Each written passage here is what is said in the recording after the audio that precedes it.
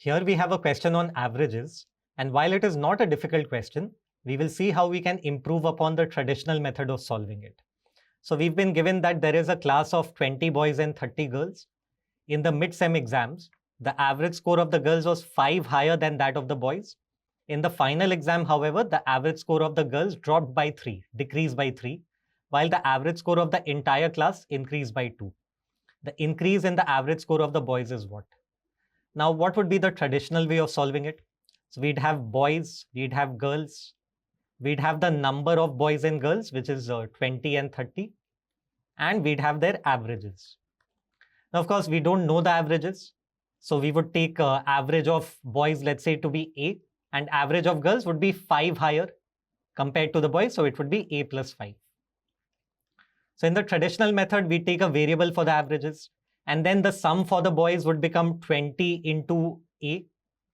Sum for the girls would be 30 into A plus 5. So this would be sum of boys and girls together, which would be sum of the entire class. And then we would divide it by total number of people, 20 plus 30, which would be 50. So that would give us the overall average of the class. And then we'd see that, okay, average of the class is increasing by 2. So what is the new average? So what is the new sum for the entire class? And average of the girls is decreasing by 3 from this. So what is the new sum of the girls? And then from the new sum of the entire class, we would subtract the new sum of the girls, and we would get the new sum for the boys. And that new sum for the boys divided by the number of boys would give us the new average of the boys. Okay, and then we would see from the current average to the new average, what is the increase. But of course, that whole process, we would have to keep dealing with variables. Now again, it would not be difficult at all. It's still very much manageable even like this. But let's see how we can make it very easy. Now here, of course, we don't really have to find the average. We have to find increase in the average. So why do we even need to take a variable A? Okay, we can take any value for the average. We can take any convenient value, follow the conditions given in the question, and using that, we can see what is the increase in average for any value. So for example, if I take the average for the boys to be 5, some convenient value, easy to multiply with 5. And then average of the girls will be 5 more than that. Okay, we are following the condition. So 5 more than 5 will be 10.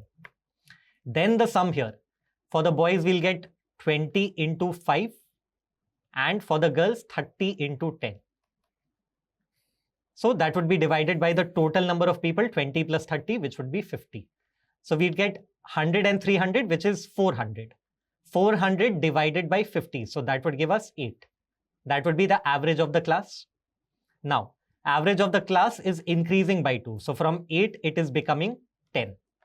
So the new sum for the class would be the new average of 10 into the total number of people in the class, 50. 50 into 10, 500. And from this, we can subtract the new sum of the girls. So girls, there are 30 girls. And their average from 10, it would be dropping by 3. So it would become 7. So for 30 girls, we would have 7. 30 into 7 would be 210. And therefore, now the new sum for the boys, 500 minus 210 would be 290. And then this 290 sum for the boys, if we divide by the number of boys, which is 20, we'll get the new average for the boys. So that would be 14.5. And then we would see from 5 to 14.5, the average of the boys is increasing by 9.5. So option 1. So we can see that since we needed increase in the average, we could have just taken some convenient value for the average, followed the conditions, and see what increase we are getting. But we can make this even faster.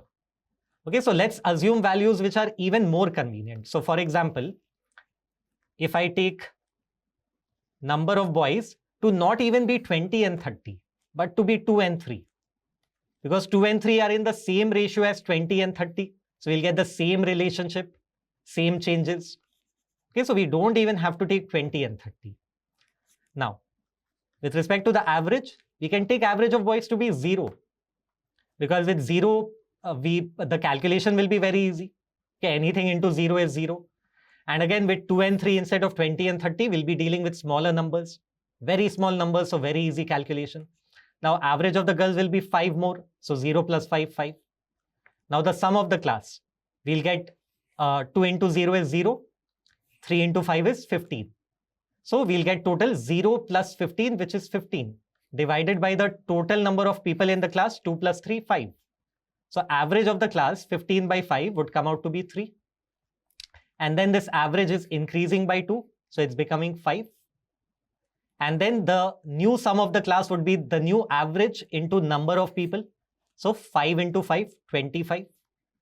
From that, we would subtract the new sum for the girls. Girls is decreasing by 3. So from 5, it is becoming 2. So new average of the girls into number of girls, 3 into 2, 6. So we'd be getting the new sum of the boys. Okay, total of the class minus for girls will give us for boys, 19. So the new average of the boys would be 19 by the number of boys, which is 2, which would be 9.5. You can see boys from 0 to 9.5. The increase is, of course, 9.5, which is option 1.